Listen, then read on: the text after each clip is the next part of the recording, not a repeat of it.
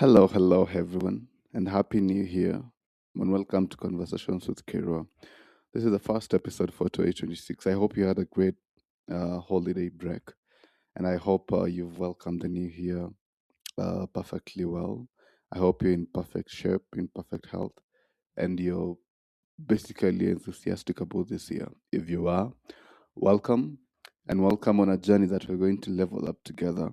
We're going to improve our lives together. We're going to move the needle, the next point together, one step at a time, one episode at a time.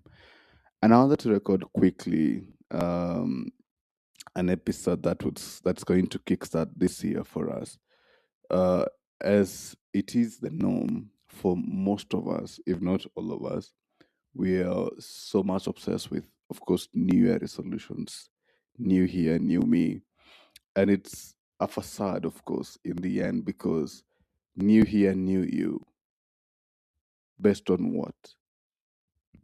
Based on what kind of philosophy?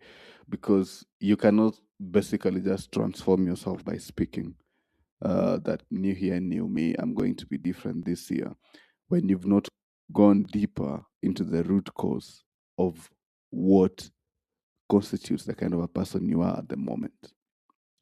And what are the stumbling blocks as to why you cannot change and transform yourself.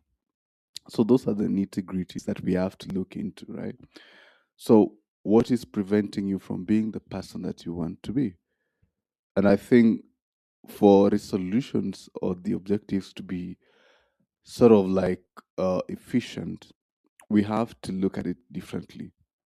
And this is how I look at it, at least for myself, and how I wrote my resolutions this year. Of course, I wrote resolutions on what I want for my body. How do I want to look like, feel like? For my mind, what do I want to feed my mind this year? How do I grow that? And how do I think strategically and think differently in a critical way so that I'm able to see the world and issues from a different lens? What do you want to do with your soul spiritually, in essence? How do you want to be rooted this year? Professionally and your career, are you happy where you are at the moment?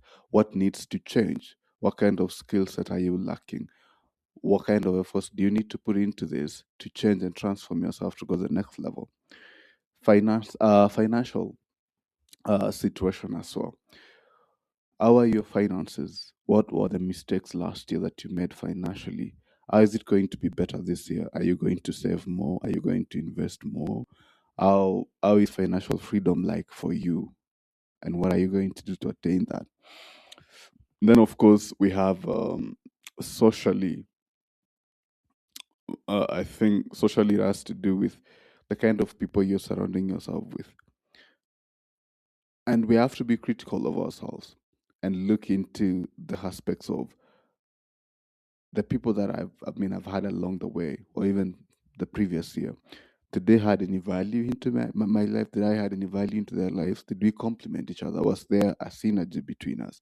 If not, what needs to change? What kind of people do I need to have in my life? I'm not saying you start cutting off everyone, but at least let's analyze this from a place of logic. Then we have, of course, sharpen the saw. How are you going to keep yourself in check and grounded throughout the year to ensure that you don't lose track? So I think if we set goals in that kind of direction, then it helps you to transform yourself, basically. I forgot the last one. The last one is doing the deeper work, healing yourself, healing the parts of yourself that are wounded, the parts that are bleeding on a daily basis, and you keep on ignoring this and distracting yourself, thinking that you're going to distract yourself out of this pain.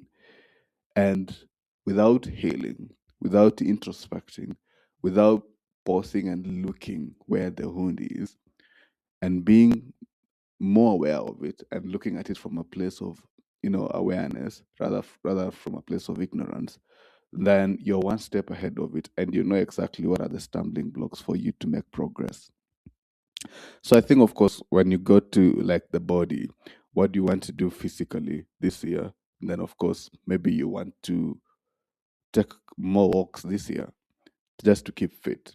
right? Or maybe you want to sign up to a gym, or maybe you want to do morning runs maybe twice a week this year. Anything that sort of like stretches your body, keeps you fit, please embrace that this year. But of course, the physical exercises is one thing. But of course, what do you take on a daily basis? How is your diet? So those are also the kind of things you need to watch on this year. Of course, if you do a lot of fast food, then maybe, replace that with a good cooked meal that you can cook for yourself. It's a form of self love as well. The mind. What kind of books are you going to read this year? Are you going to get a mentor? Um, are you going to say sign up into a book club? Whatever feeds your mind. Your mind is a muscle, and it's only limited based on your own experiences and the wisdom. I mean, the knowledge that you fed with it.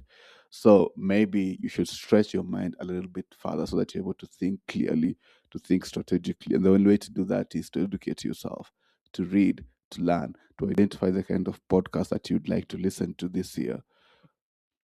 I think for me this year I have a goal of reading the Bible entirely, and I'm already in Exodus, but not just reading to finish it, but reading to really comprehend what the Bible teaches us, and try to understand the, you know, chronology of events right from the very beginning until where we are now, and basically to also build my spirituality in that regard. Then we have the soul. The soul in this case is your heart. Are you going to build that, say, spiritually, for example? uh, Whatever you believe in, right? Don't feel any obligation with this, but I think it's really really good to be rooted and to believe in something deeply, whatever you believe in.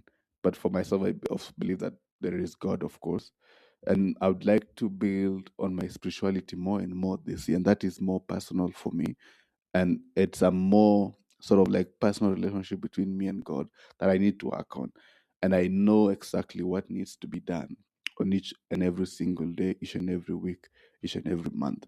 And I hope that I get the motivation needed to do that consistently. Professionally, uh, analyze if you're happy with your job, of course. If you're not happy with your job, what needs to change? Do you need to look for another job? Or do you need to change your attitude or your mindset? Whatever it is, don't get stuck in victimhood mentality this year, in complaining and complaining, because that does not create anything positive. It affects you even more. So think positively, think in a solution oriented kind of way. So if you have to apply for a new job, you start looking for those opportunities. If you have to change your mindset, find ways to change your mindset and create good synergies with your colleagues.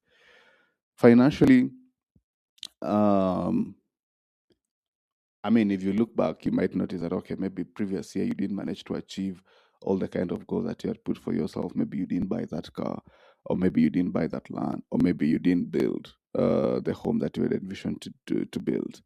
And if you look back, of course, you will notice that you made a lot of financial decisions that were not like really in alignment with where you were going.